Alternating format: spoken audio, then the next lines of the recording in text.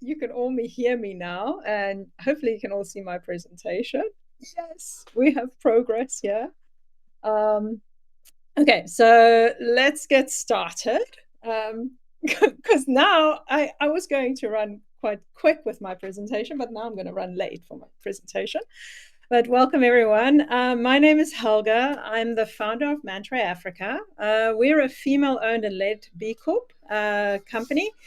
And we started back in 2005. And we specialize in getting really deep cultural insights across diverse countries in Africa. And really, the reasons why we get these insights is that we guide product teams to build products that work in the market. That's the kind of simple truth of it. We believe that if you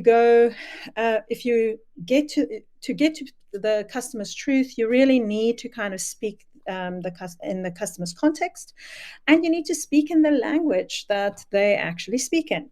So we have 22 country teams that speak the local language, that live in that local context, and that means that we get that really deep kind of insights that really kind of ground product design. We are also a member of the UX Alliance. We're the African partner of the UX Alliance, and the UX Alliance is like 32 boutique UX companies that work together, especially when we're working on what we call global products. We very much in the space of the global south, helping our clients understand the global south and understand how to design in culturally diverse and complex kind of environments. So that's me. Enough about me. Let's kind of get straight up into the presentation today. So today we're going to be talking about AI and the youth in Africa. I'm going to start by just giving you a brief introduction into the project and into the research and how we did the research we did and the scope of that. And then we're going to delve straight into looking at AI usage, the language thing, culture, and trust across 3 countries in Africa. So let's get started. A little bit of background on this study. This came about because we presented last year at the EPIC conference in Los Angeles, a white paper called The Decolonization of LLMs in Africa. And this white paper was done with our US UX Alliance partner, Bold Insight, and our Google client. And it was based off some AI research we've been doing over the last few years around language and AI. And the paper was very much focused on building this ethical AI research framework to ensure that we take culture and language into consideration when we're building AI products. But the interesting thing was, whilst we were presenting, afterwards there were a lot of interesting kind of questions that came up. Questions: how do we use kind of Africans use AI? Do they actually really need AI in their mother tongue? What and where and how often do Africans use AI? Do they trust the information that was being provided? Do they notice hallucinations? So those were the kind of questions that came up. And in the beginning of the year, we decided, well, let's go and actually get some of those answers. We've done a lot of research in the AI space for our clients, but we hadn't really done research in that bigger context of like AI at large and how it's being used. So we went out and we've done the research we're going to be speaking to today was research that was conducted in South Africa, Nigeria, and Kenya, in case you don't know the flags. And we actually did foundational research. And if you know about foundational research, you'll realize that normally foundational research normally is mixed methods. And we like using mixed methods because it means that we triangulate quite a lot of information. But normally it actually starts with doing diary studies, then going into in-depth interviews, and then we validate some of those deep findings by doing surveys. This time around, we kind of flipped the switch a little bit. We decided to actually start with surveys because we didn't know exactly how much and what kind of AI is being used across Africa. So we actually said, well, you know what, let's ask the broader kind of question around like what kind of AI is around, how they're using it, and things like that. And then once we've got the deeper kind of insight of AI at large, then we're going to dive into foundational diary and IDI research. And that's kind of how we kind of started this. Anyway, so let's start with the first kind of answer. So maybe we can start with the poll that Izan hopefully has put out, which is how many of you are actually using AI at the moment? And because I can't see you and I'm speaking to my screen, I have more. Sorry? I can respond. I added the poll, and so far, Yeah. 13 votes on yes, 1 on no, so 92% yes. Okay, perfect. Okay, so more and more votes coming in, but it's around 90%. Yeah. oh, okay, cool. So asking that question of like, do Africans use AI? The question overall and the stats that you see on the screen says yes. Okay. Across all three markets, AI is being used.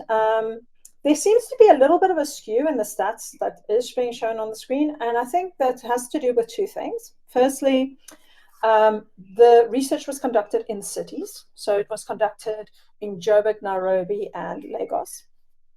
And there's a very interesting thing that's happening in the Kenyan side of things. And we will speak a little bit more to it a little bit later. But I think the skew is actually really happening because Kiswahili is the one language that AI can actually speak. So there may be actually a bigger adoption because there's a bigger language grouping that actually happens. All of them mentioned that they are using and turning to AI for that one definitive answer, as opposed to getting a Google search result that are often full of sponsored links. Now, this is your first and the first very big behavioral shift. It's a more natural shift that we are seeing, and I'll explain that a little bit later, but it is an important shift, and it has a massive impact. And the reason for me saying that is during COVID, we were doing quite a lot of research on how people were actually consuming content. And we saw people were verifying the accuracy of the information that they were seeing on Facebook through asking Google whether the information they're seeing is accurate. So, in effect, Google became that fact checker. And it was key to ensure that the continent at large was not as misinformed as the other markets. And trust me, when we were doing this research, we found that many markets were misinformed during the COVID period, and many of them didn't know how to fact check. We were lucky on this continent because English isn't our first language, so we didn't always trust the information that came through, and we tended to fact check using Google. But with this new kind of development where AI is actually now giving people that one definitive answer, and it's kind of causing Google participants are almost seeing like Google's strengths of bringing results is almost becoming its weakness now. So people are going away from Google and not verifying content and actually trusting AI wholeheartedly. So as you can see here, many people are using AI, but there are definitely people that are not using AI. And why? And we wanted also to understand why are people not using AI? And some of the reasons that kind of came up were kind of explainable reasons. So there was, I don't know how to use AI. I don't know. I don't have the knowledge to use AI. Some were very concerned around personal information and privacy concerns, and that has been an ongoing conversation in the news and things like that. So it kind of made sense that people would pick up some of those. There's also this belief that it isn't accurate, and we're going to delve into this accuracy kind of concern a little bit more with the data. And they also don't think that it is helpful. Again, we're going to delve a little bit into why do Africans not find AI helpful. And then there was a slight feeling of cheating. It is almost so simple and so easy to get the answer that it felt like cheating. So those are some of the reasons why people were not using AI. When we ask them what are they using AI for, well, we see that AI is definitely actively being woven into their daily lives, from information gathering to learning to brainstorming to inspiration, to help with schoolwork as well as work tasks, and even mental health support. And mental health support actually came through quite strongly. One of the kind of very interesting things that we also picked up, and it's kind of an unintended consequence to doing this research, we conducted this research in the beginning of the year, January and February. Now, Meta AI launched in South Africa and in Nigeria in August of 2024. Yes, there was a pilot previously, but the official launch date was August 2024. In less than 6 months, so from August 2024 to when we were doing the research, we found a 75% adoption, okay, of Meta AI. Now, that is, for me, in all my years of experience, the fastest adoption cycle I've seen to date. Okay, there's many reasons why it had such a big adoption, and we're going to basically be talking about some of those reasons, but it is extraordinary how fast Meta AI has been adopted in the market. I mean, even if you think about M-Pesa, it took M-Pesa almost 10 years to get to this adoption percentages. So it's interesting how fast Meta is getting adopted. Meta AI, for that matter. Okay. And if you look at the top 5 tools, yeah, you kind of can start seeing like how those tools are happening. So South Africa and Nigeria, Meta AI is coming in strongly, whereas it's not in Kenya. And the reason it's not there is because it wasn't launched when we were conducting the study. Meta AI only launched in June of 2025. So I think if we did the study now, we'd probably see that Meta would be here even for Kenya as well. The other kind of surprising thing or interesting thing that we're seeing is that there's a lot of translation and language tools that are kind of featuring really strongly. It's not that surprising because AI doesn't speak African. That's just how it is. So to enable us to communicate with AI, we need to use translation tools. So because AI is primarily in these countries, definitely the primary language is English. So that means that we do have to have, yes. Oh, and just an FYI, when I say Meta AI, thanks, Maru. When I say Meta AI, I'm talking about Meta AI inside WhatsApp, Instagram, or Facebook, not the app itself. The app itself is not being used at all, but it is being used within tools, and we'll unpack that a little bit more. So we definitely know that this language thing is coming into play. Interesting, you see Gemini is kind of not it's doing okay, but it is definitely lagging. And I think there is improvements happening. But at the time, people that we spoke to felt that it was just too complex, a little bit too academic. And as you can see, Copilot's not really playing any role at all. So one thing to note is that Africans use multiple AI platforms across all the countries. And this may be due to a couple of factors. AI, as we know it, and AI tools, are designed for laptops. Africans are what we call mobile first and often mobile only. So Meta AI is the only one that actually really works well on the phone. And it works super well within WhatsApp and Instagram and Facebook. People don't need to download another app, and they are not downloading the Meta AI app. They are actually just using the Meta AI within these tools.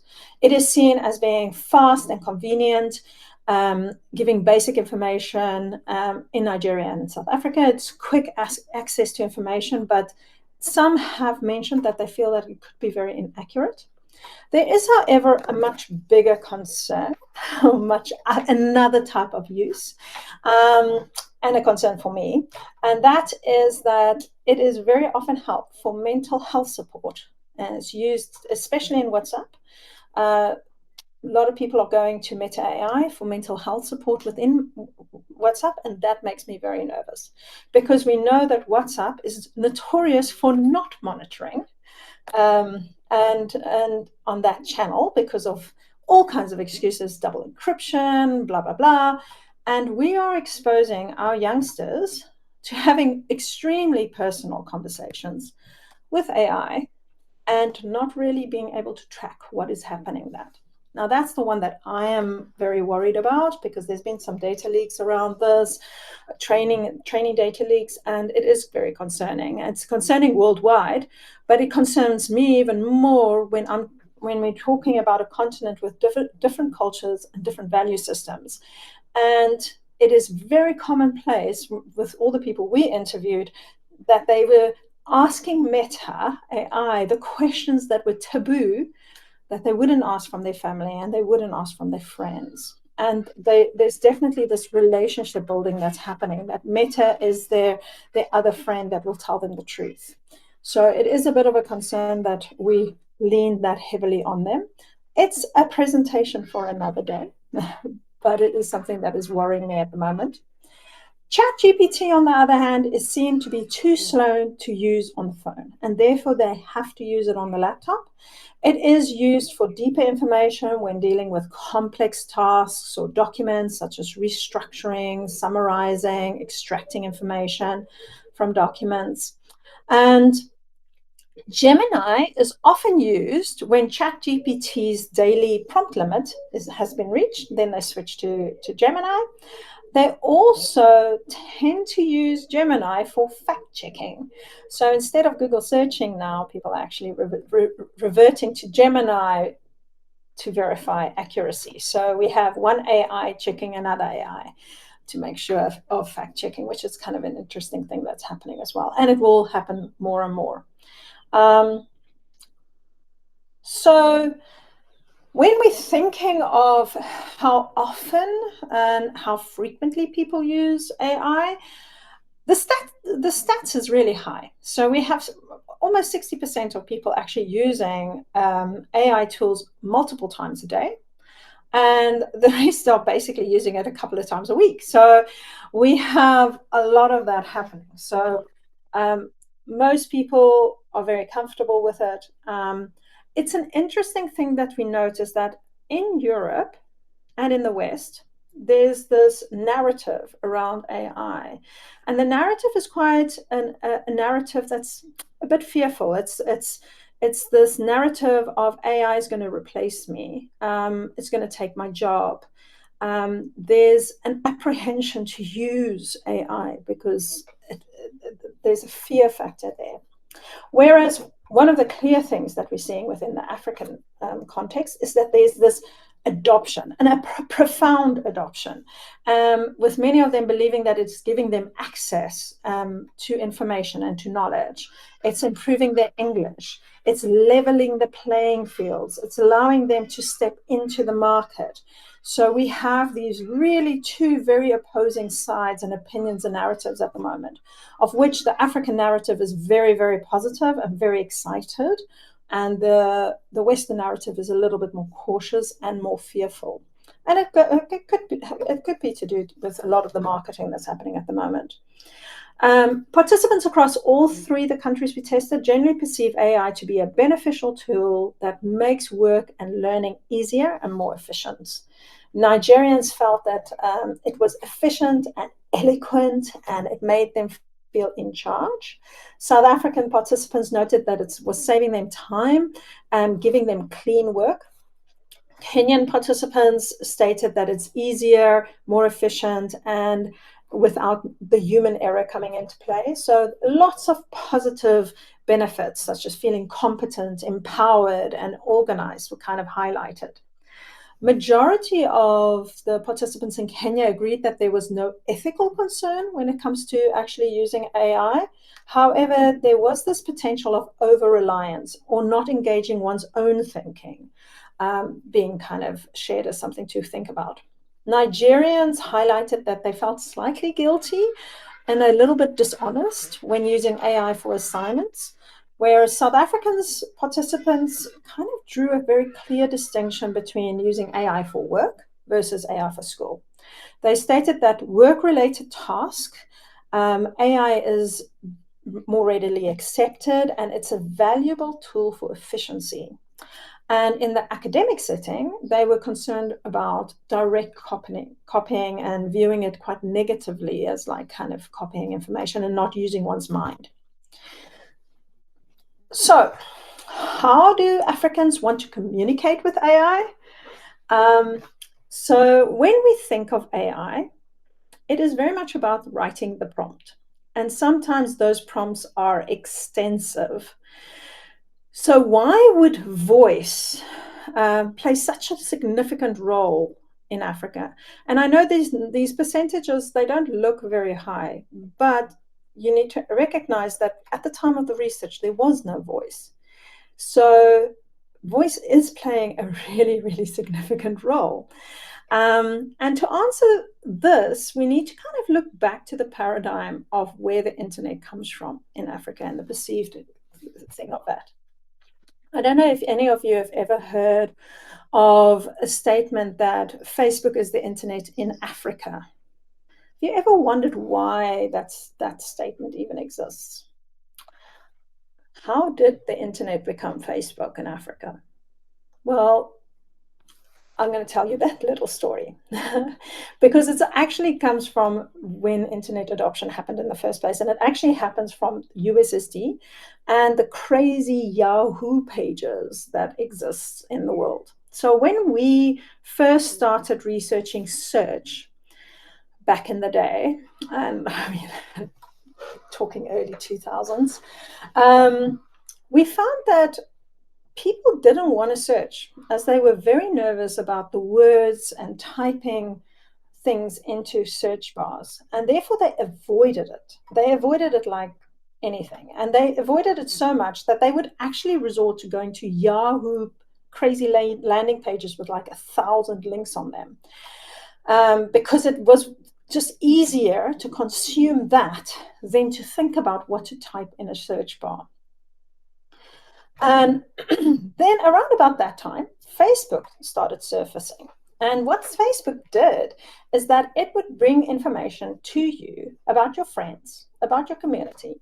It then started giving you news articles that was relevant to you without you having to enter or search anything. You could just consume and see information that's relevant to you. And that was the beginning of Facebook becoming the internet because people stopped searching because they weren't naturally inclined to do it anyway. And Facebook was very good at giving really relevant and nice information. And death scrolling and the start of death scrolling started. Around about the same time, we had WhatsApp becoming the primary mode of communication. And that primary mode of communication was very much reliant on one little nifty feature, and it's called the voice note. So we saw people being able to leave little voice notes in their local mother tongue to their friends, and typing disappeared. I no longer had to type, and users didn't type either. And that behavior is still very prevalent today. So that construct of writing the perfect prompt doesn't necessarily make sense in the context of Africa.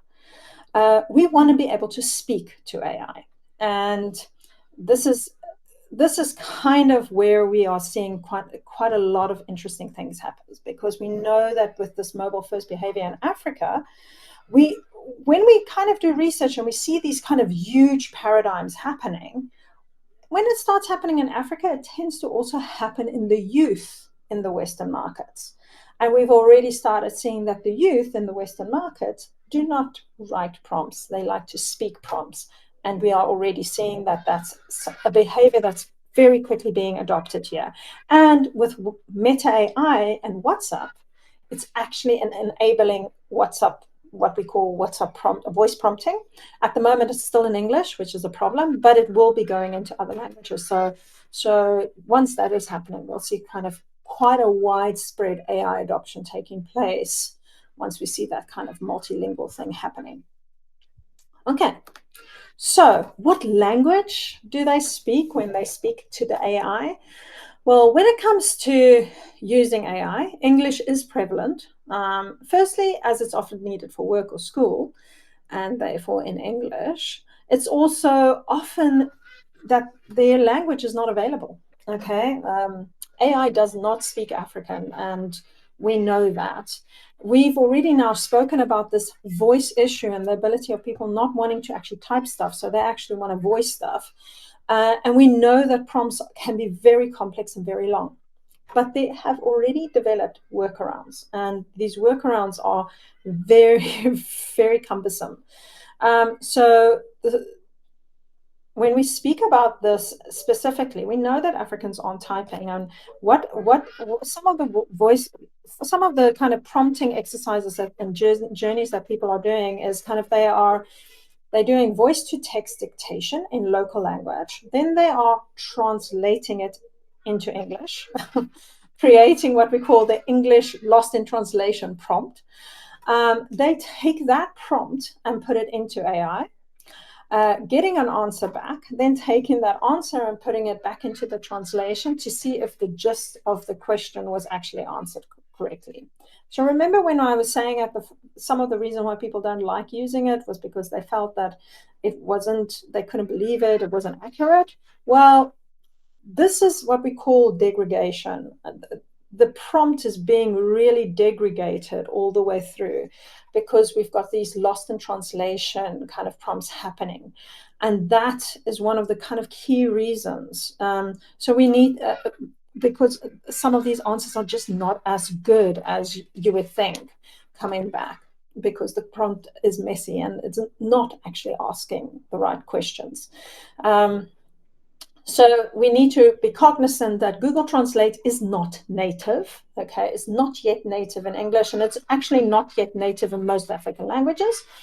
It just doesn't speak the language. And AI is not yet native in many of the languages that are spoken in Africa, and therefore lots is lost in translation. It just simply cannot be as accurate as it wants to be. Never mind the fact that the data that it has is not very African. It is very biased, and there is a ton of hallucinations that kind of happen with it. But it is still something that is kind of used, and people are still excited about it. So there's a lot happening at the same time. So what language would you like to speak to AI to was one of those kind of questions we asked. When we were in LA, again, we had this very inappropriate question that came up from the audience, which was, why bother with other languages? Surely Africans are comfortable with AI being English. Well, here's your answer. No, they're not. Africans want to actually communicate and speak to AI in their actual mother tongue. So for Africans or second language people, we do make a habit of seeing English as a status symbol, but there are always key things that you need to do in your mother tongue. And when you are doing idea creation and concept validation and all of those kind of creative stuff, it all works much better in mother tongue. Yes, we do use English and we can use English in AI, but that's very much around certain tasks like school projects or work projects. But when we're learning things and we want to kind of understand concepts, we will revert to our mother tongue. It's just how we actually learn easier. And therefore, we need to be able to communicate. And majority of the people we spoke to really, really have this desire for AI to speak the mother tongues and to understand and respond accurately in their local languages. And it is significant. It's significant enough to say that I think if we really want to harness transformative potential of education and business in Africa, we need to actually have that local language input to really kind of delve a bit deeper. That kind of also kind of ties very closely to another part, which is trust. Okay. Overall, AI is trusted and believed to be accurate with most general knowledge things. It is an easy, quick out to get that definitive answer without thinking too much about it. It isn't always questioned. But when it comes to culture and values, the scores, as you can see here, when it comes to trust, is really, really low. It is not seen as trusted. And that's because it just doesn't understand the culture, and your culture. And therefore it will kind of score lowly. They do believe that the AI is trained on broad internet data and often fails to kind of grasp local nuance, cultural norms, specific environments. There's this consistent desire for AI to become more aware and sensitive to local cultures. And this kind of becomes paramount if you think about Africa. We've got 2,000 languages. We've got 3,000 cultures living in Africa. The last 20 years, we've spent really focusing on what we call the African narrative. These communities were able to create and formulate their own narratives. But there are many, many communities in Africa that have yet to even write and to form their narratives, to communicate those narratives, and for AI to even learn those narratives. So what we are finding is that AI is making the shit up, and these communities that never had a voice to start with are now getting a voice being created by AI for them. And that is a horrible concern for me, because I feel a lot of our solutions and a lot of our creativity sits in those cultural nuances. And a lot of the problems in the world, I feel that we've already kind of solved within cultures, but we haven't documented all of those cultural values yet. And AI is going to create those narratives and those values, because it doesn't exist at the moment, and it hasn't, and it will just create it. And that, I think, is really sad, because we run a risk of that, of us becoming quite homogenous and not being as culturally diverse and kind of really honoring the narrative that exists in Africa. When we spoke, and this kind of is the crux of it, if we don't have AI that understands culture and understands who we are, you can't trust it. We know that people trust things that relates to them culturally, and if it doesn't relate to them culturally, they won't trust it. So participants do believe that to improve AI, they need to start becoming more relevant culturally.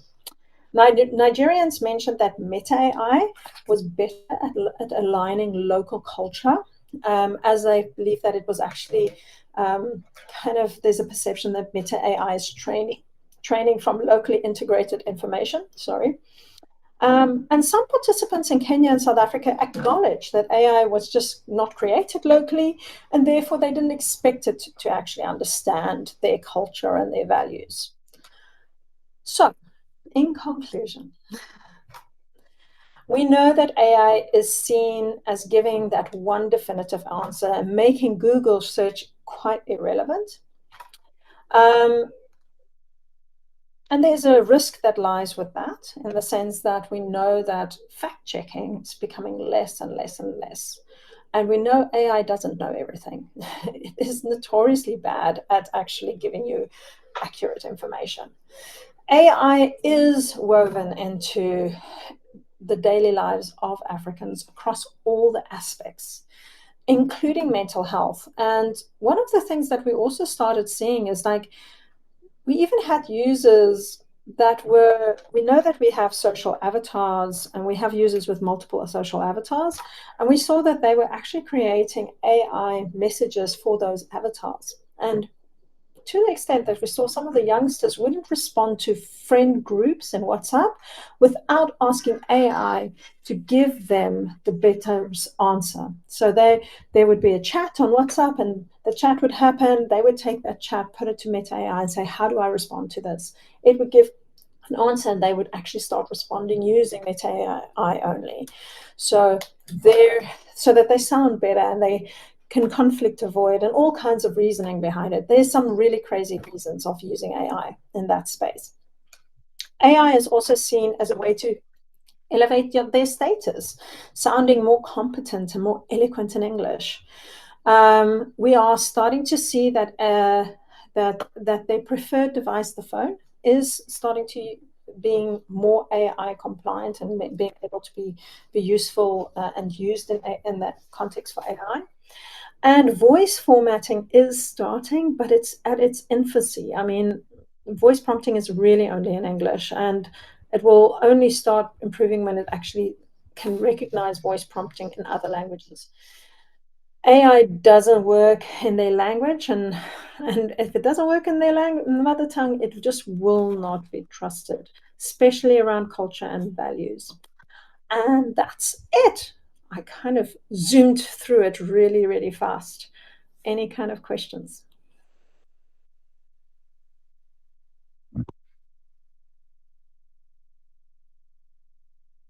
I do have to say this research was quite dense. So if you have any questions, just reach out to me and I can probably answer it directly. Helga, thank you so much. That You're was a very insightful and data-driven talk. I love the fact that there were so many numbers, um, and the and key highlights and bolding of key things to look out for. I love it when people do that in their talks because it gives us an understanding of what you want us to see and understand. Um, so thank you so much for that. That was a very insightful talk. We've got Mm, um, two questions. It's actually three questions. There was a yep, question the first question was actually from Maru, which is in the chat, and I just want to ask that. So the question Maru asks is, and I hope I'm pronouncing the name correctly. I wonder if it is because of Meta AI is in WhatsApp, or it's in WhatsApp, that it's come up quite a bit in some of the user research with teachers and learners. So I'm assuming this is because this is when you were mentioning the yeah, part of and yeah. your concerns. Yeah, and I did try to answer it. So yes, when we speak about Meta AI, we were definitely speaking about Meta AI that's found within WhatsApp and Instagram and Facebook. Um, and it came up quite a lot, and it is utilized in those spaces because they already have the apps, and therefore they feel quite comfortable to use it, and they utilize it very differently to what you think they're doing it. They're using it extensively for answers. Um, and people and teachers and learners are using it a lot. We found, for example, there's also this thing of like, definitely in Nigeria, teachers were saying, "Well, ask Meta AI, for the answer," and when they couldn't give them the answer or if the books were missing. So yeah, Meta AI is definitely being used for that. There's a Thank you. question around TikTok, I see. Um, Yeah. So, as part of this research, TikTok is used extensively. This AI part, TikTok was not seen as an AI tool necessarily, but is TikTok used for information seeking? Absolutely. It has been, and it has been for a long, long time as well. Our research over the years have shown that people are definitely micro learning through TikTok, and therefore it is used quite extensively there as well.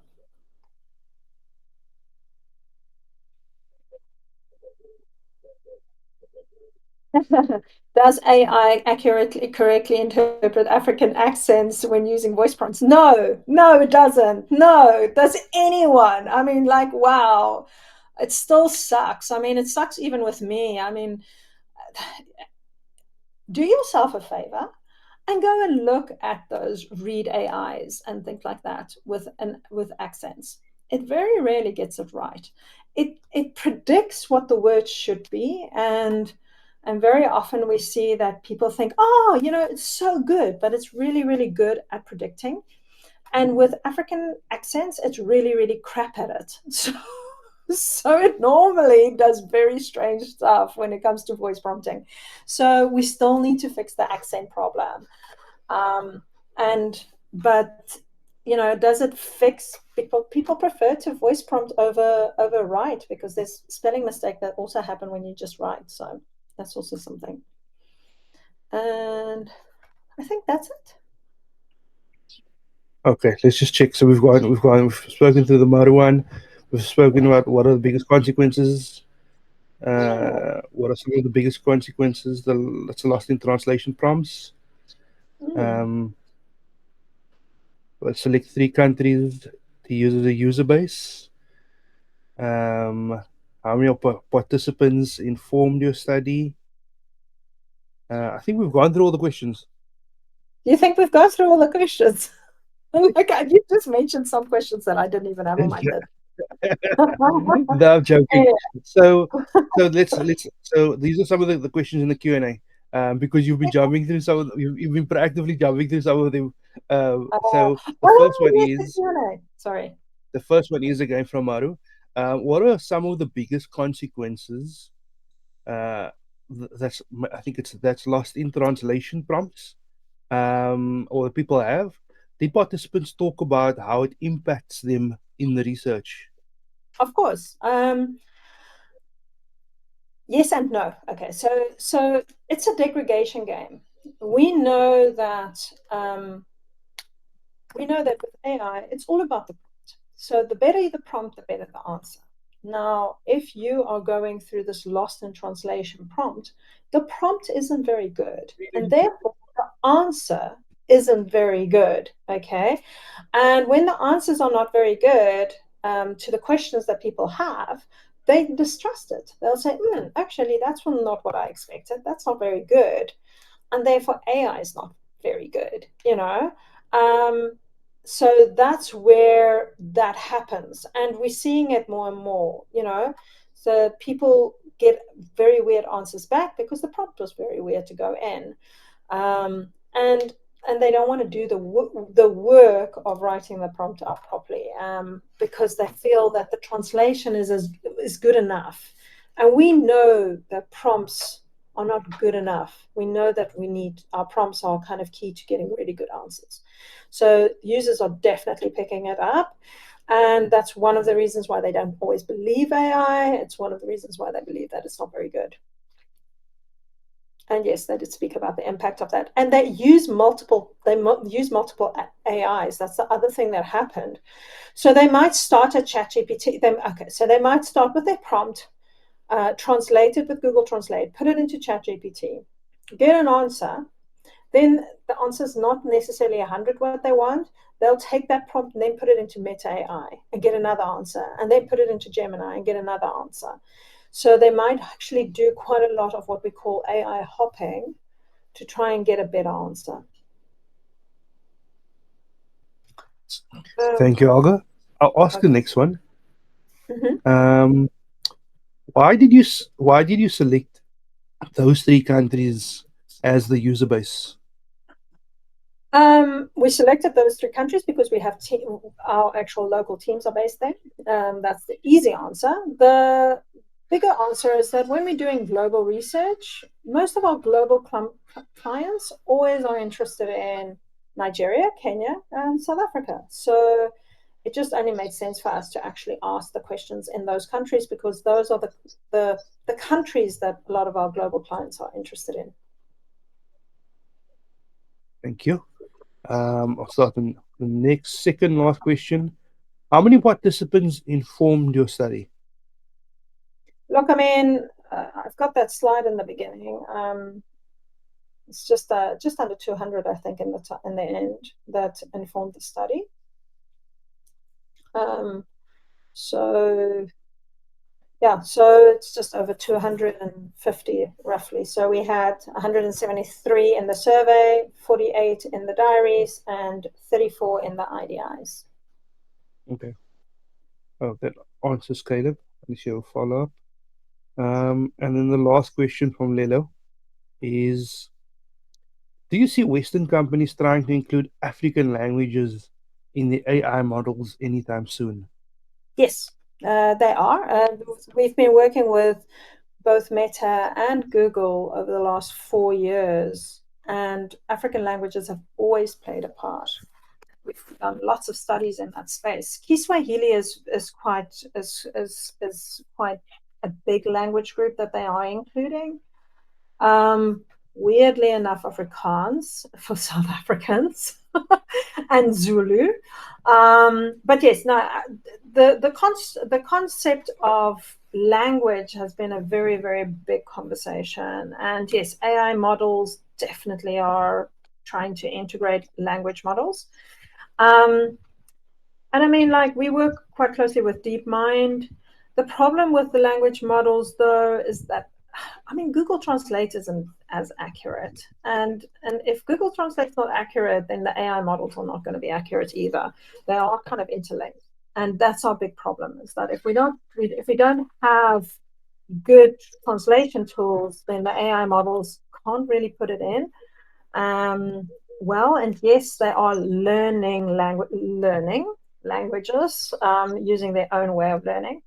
It does it really badly. I mean, like, we did a study with Google on Kiswahili, for example, which is the language that they feel is almost 100% represented in AI, and we found that it wasn't that accurate at all. So yes, African languages are super important, and yes, it's being included. And I think when the moment we move into voice, it will become even more important, because most of our languages, if you try to type Zulu, you know that typing Zulu is a nightmare, because how you type Zulu and how you speak Zulu is not the same Zulu. That goes for most African languages. So that's why voice prompting is such an important thing, to ensure that we actually can utilize AI accurately. There's also Thank you. a really cool Cape Town group of people that's trying to integrate languages into AI, called Masikane, and they're actually wonderful at doing it. Okay. Thank you, Helga.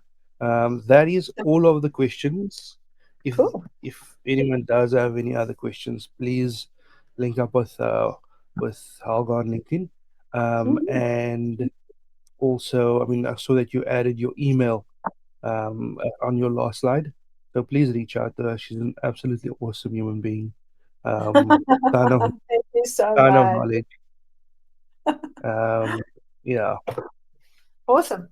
Thank I'll you so just much for thank you having so me, much. and have a lovely day. And I'm looking forward to all the learnings. Yeah.